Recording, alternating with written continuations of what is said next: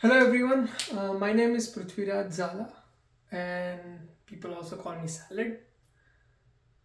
I am currently working as an OPT student and I recently graduated back in 2023 with my master's in engineering data science. I did my undergrad in India and that's why I'm here. I have been participating in student body activities ever since my undergrad, and I learned that there is Indian student organizations in every university, and usually those organizations have a good body of students that are like there are seniors and there are juniors and there are new students. So there's a good understanding and help amongst those students. So why am I making this video? It's to compile some of the information which students should focus on once they are here in United States, and this information would be more relevant to Texas, as my experience with international students has been very limited in terms of like Texas, Michigan, New York, and California. So these are the few states where I have been exposed to international students. And roughly speaking, it's more or less the same in terms of what needs to be done. So assuming you are here in United States and you've made it into the visa stamping is done, all your documents are ready, you're flying in tomorrow or let's say next week. Now what do you do? Right, you are here, somebody brought you in to an apartment or on campus, you registered yourself as a student living on campus and you're here. What are the things that you need to do? Those things I've compiled. Okay, the things I've compiled is registering for classes. I hope you do that before you come to United States, but some of the universities have started housing 2 months prior, and some of the classes are not, not able to register them very close to the start of the semester. So registering for classes, registering to get an SSN, I'll talk more on it.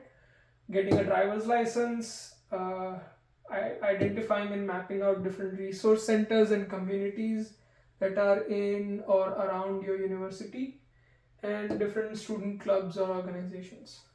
I'll be covering those topics in this video, and let's start. Right, let's get right into it without wasting anyone's time. So, registering for classes, what do I mean by that? So, every program in masters will have a few core subjects that you need to complete and few elective and some prescribed electives as it was in my university. So, those will be different categories, and ideally the master's program is designed in such a way that you take three courses every semester for 4 semesters, and within 2 years you complete your masters.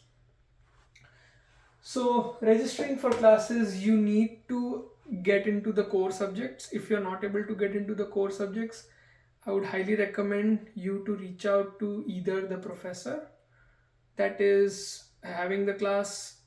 And how do you reach out to the professor? There are multiple ways. The very obvious one is going to them in person, talking to them that, hey, can they increase the class capacity?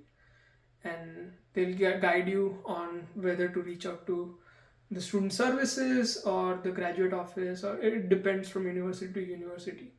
So get yourself into the core subjects, get done with registering for them, because you need to pay the fees, and your fees will be paid also based on your class, right? If you're getting a scholarship beforehand, that's great. You need to register for the core subjects. And for masters international students, you need to do at least 9 credits for every semester except one semester where you can get a reduced course load.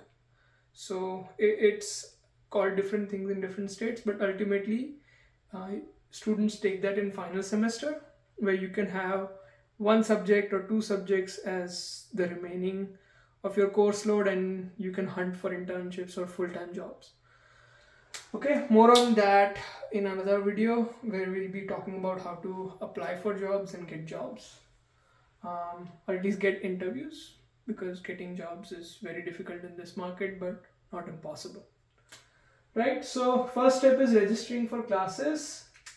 I would highly recommend, I have seen that pattern in almost every international student that I've met who lives off campus and are first generations. Basically, they do not have somebody guiding them within the country, someone like an older brother or older sister. Usually, they come here, register for classes. They don't have any study plan, they have the old habits from India. They just keep going, with the flow. They try to copy the assignments. Don't do that. Have a proper study plan. The ideal study plan would have, uh, basically every subject will have 3 hours of course lectures every week. So consider 6 more hours at least per subject other than your coursework. So every week you need to dedicate 27 hours towards the 3 subjects that you have, including lectures. So I would highly recommend attend all the lectures. When you are in the lectures, take notes. Some people like to take written notes, some people download the lecture PDF and then write scribble notes on that using their iPad or computer or whatever. I used to take pen and paper notes. Um, this was my notebook during my entire masters. So I used to take those kinds of notes. Attend office hours. Office hours is something that's going to help you throughout the semester, because that's going to be a time where you'll get to talk to the professor or the TA and basically ask them anything related to the subject. As to, if you missed previous lecture, you can talk about those lectures. Let's say you got sick and you had to understand what happened when you were not there. Attending that specific office hours has a lot of hidden benefits, such as you get exposed to the professor and basically you are unintentionally networking with that specific professor, because in a regular classroom there will be 120 students or 80 students depending on how your university treats the subject matter. And basically those office hours are almost a one-on-one session because nobody really attends them. But if you do attend them, it's very much in your benefit. It's usually 1 hour before or after class or some other day from the class. And I would highly, highly, highly recommend that you take that 1 hour for the week to attend those office hours. Even if you don't have any questions, just sit there. Do something else. Do your homework while you attend the office hours. But go to office hours because they have a lot of hidden benefits in terms of, let's say the professor next semester needs a TA because the current TA is about to graduate. He or she has seen you in those office hours, and basically you stick out like a beautiful flower or whatever you call it, because professors do like students who pay attention. So basically it will be a attending office hours will be an indirect networking with the professors. And lastly, network with the professors that are not in your classroom, that are not in the core subjects. So let's say you identified 12 courses throughout your master's program. Initially you will have 3 courses. Those 3 will be your core. Understanding those 3 professors, you will get 1 semester to get in touch with them, interact with them in person or online depending on how you study. So other than that, there will be 9 other potential professors that you can interact with. Email them, tell them how your studies are going. If you go to the university website, you'll be able to find their research work. You'll be able to find the publications they are working on or they have already published. Read those things, make notes of those things. If you find something very interesting, tell the professor that, hey, I found this specific research concept of yours. So it was very interesting for me. It was something related to extreme learning machine. It's an algorithm. I talked about it to one of the professors. I told him, hey, I've worked on a different kind of algorithm when I was in India during my internship. And that's how the professor got interested in my work.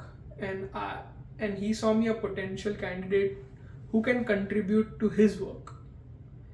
And that just opens up doors for you for that one specific professor. If you do that for 5 or 6 professors, at least one of them will identify your potential and will have you maybe in their team next semester. It's just like an investment. You don't think about it initially, you don't get immediate returns, but it will be a long term benefit, right? So that covers the first part, registering for classes. Guys, make sure you study and work on campus jobs, because all that money that you're spending, 50-60 lakh rupees, should go to your studies. Get a good GPA. Although I personally believe GPA don't matter, but minimum grade point average does matter. And getting that and achieving other things is also crucial, because nobody goes to a circus to see the juggler juggle one ball. If you just get 4.0 GPA and you just show that, hey, I have 4.0 GPA, nobody cares. But if you're able to network with professor, you're taking notes, you're learning things outside your curriculum and integrating with it within your projects, which will go on your resume. You actually learned something and you're writing about it. When you're interviewing, you'll be able to talk about it. So those things really matter. So make sure you have a solid study plan. Study at least 27 hours in total per week. I used to go about 30-36, and some weeks it was more, some weeks it was less, but average was around this. The second thing that is very important once you are in the United States is registering for SSN, which is your social security number. It's like a Aadhaar number, right? In India we have Aadhaar number. Here we have social security number. You can register with or without a job. If you Google it, how to get SSN, or you can ask your academic advisor, or you can ask your seniors. But getting an SSN is very important, because that will help you basically start a job seamless. So let's say you got an on-campus job as a teaching assistant. You can immediately write your SSN number and you can get a SSN card and everything beforehand. Let's say you don't have an SSN, then that's an additional headache you will have to do after getting a job. So instead of that, if you're here, if you have first few months you're doing nothing, just get your SSN, right? Relevant documents.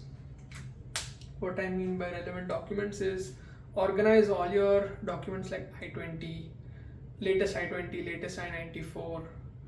Get a brand new template of a resume. I personally used the Harvard template, but there are lots of templates, and get a nice resume in with your skill sets being highlighted that you actually know. You don't have to get every single skill in there. You just don't need like 25-26 skills. You need 3 basic skills that you actually know and you're mastery in, and you need to highlight those skills in your experience. Let's say you did a football club in undergrad. You have 0 work experience, but you had football club managing experience. You can talk about how you manage people, how that specific skill set came into it. Let's say you use Excel to manage data.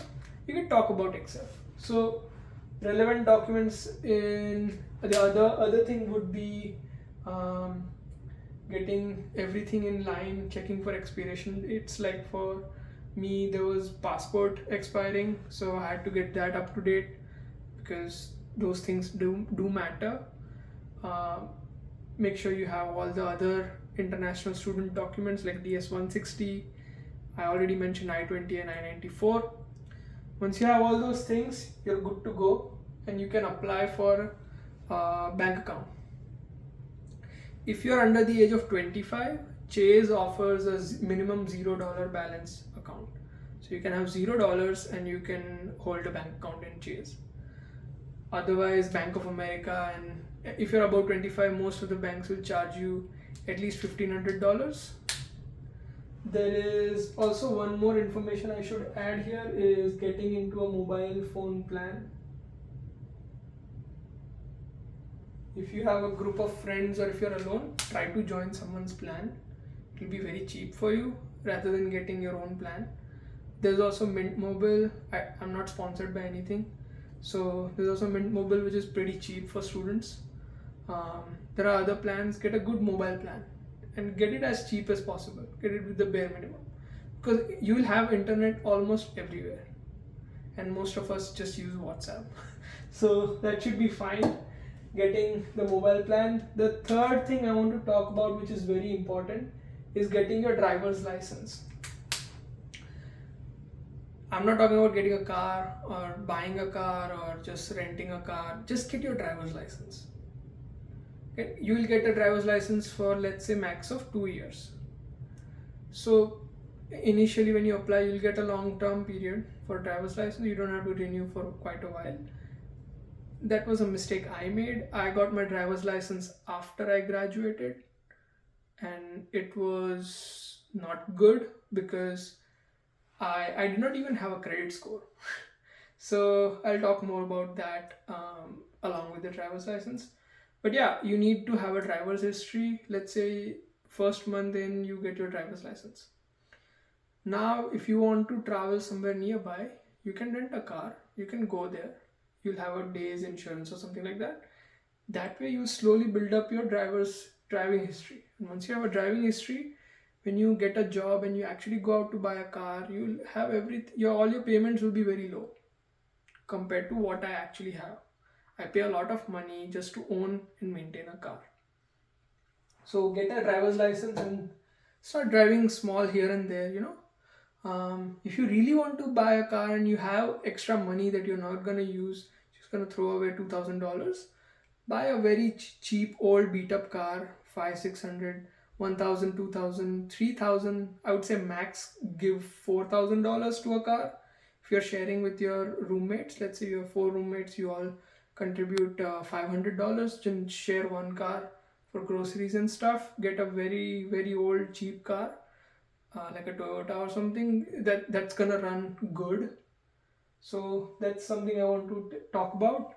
And the other thing is start building your credit score. So why I say credit score is because when you initially try to set up your life out of graduation, you'll have to take smaller loans.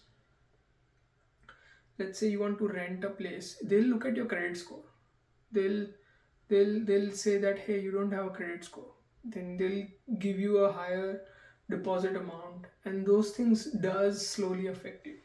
So uh, get a one credit card. You don't need multiple credit cards, you just need one credit card that you're going to use for a very small payment. So got myself a Discover credit card, and I used it. Once I got a job, I used it just to fill gas.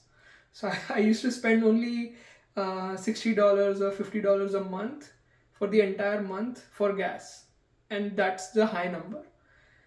And that was under 10% of the total limit per month. So I got a $3,000 credit limit, and it was under 10%. And slowly you can build up that credit limit to a very high 750 number just using the credit card. At least 720 or 740 you can get. So have one credit card. Don't get multiple. They'll try to sell you everything, get multiple offers and everything, but don't get into that. So get a credit card initially and make one small payment.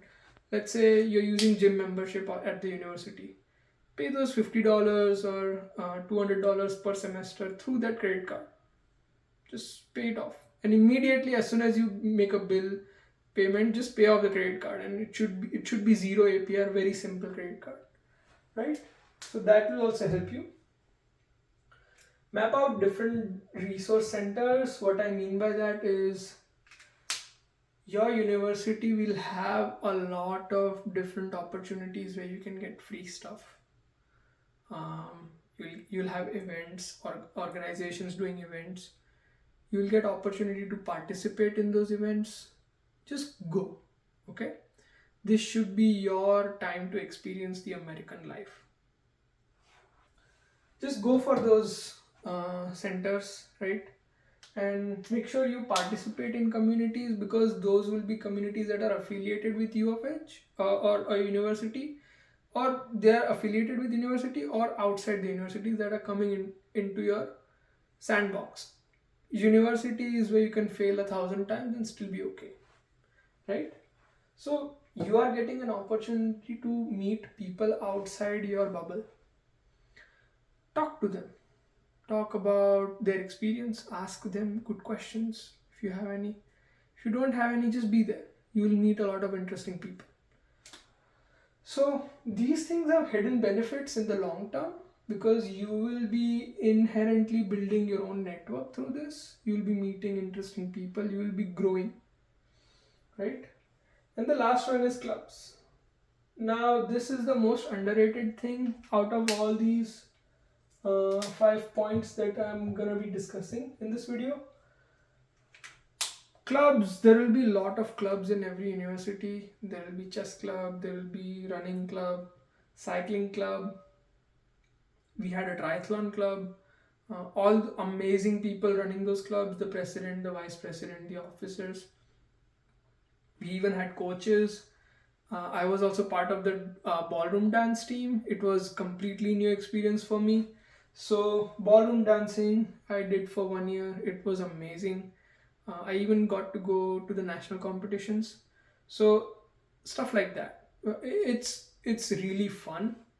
You get to grow a lot. You learn a lot, and you meet very very interesting and amazing people when you join a club and you talk to them, you participate in the activities, because those club will have activities for 1 or 2 hours a week. Or some, like ballroom dance, we had 6 hours of classes. There was Friday 3 hours and Sunday 3 hours. After those 3 hours of practice, we would go eat dinner together as a team, talk about everything else that's going outside of that, how we were scheduling in individual practices and all that. So it's just a big experience that it's not compulsory like your classes. So this club timing should come outside of those 27 hours, right? So participating in clubs will help you grow out of the shell that you have had since you've been in the Indian society. Because in India, people like you and me, we are very much used to following a set schedule, and then outside that schedule we would either be scrolling reels, we would either be just curled up and reading a book. Not that those things are bad, it's just that coming here, spending so much money and not experiencing these things is like you are missing a major piece of the puzzle that adds up to your experience as an immigrant, right? So these clubs are also a method for you to basically uh, enrich the skills that you have in that hobby. So for me, it was dancing, chess. I even played. I even played some musical instruments. So I used to sit with the club that used to participate in music. I never joined the club, but I used to just show up. Even chess club, I never officially joined the club, but I used to show up to their meetings. I used to show up to their tournaments, and it was fun. I learned a lot. I met a lot of interesting people. And find the clubs that you actually like. It could be something you've already been doing, or it could be something very new. Go for it. Like for me, ballroom dance was I've never done that, and me showing up the first day, it was extremely scary.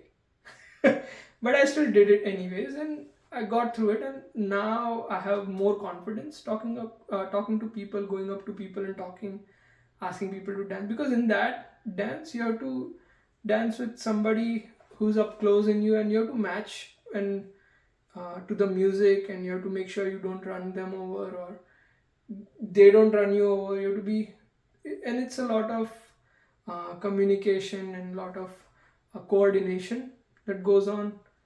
And it was just a mind-blowing experience that nobody should miss.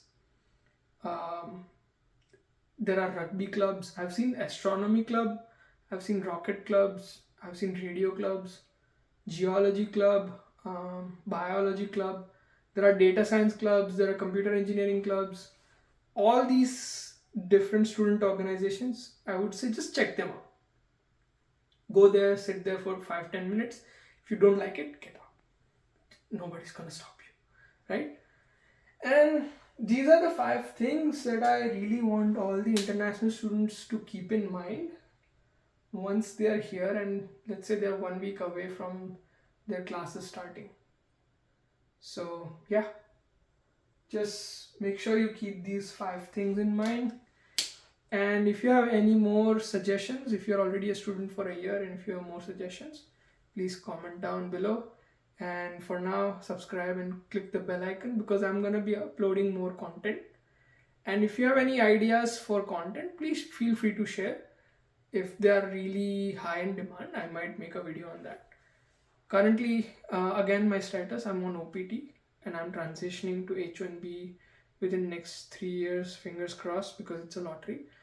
However, this has been something I'll be sharing parts of my journey, and I'll also be looking forward to hearing your experiences in the comments.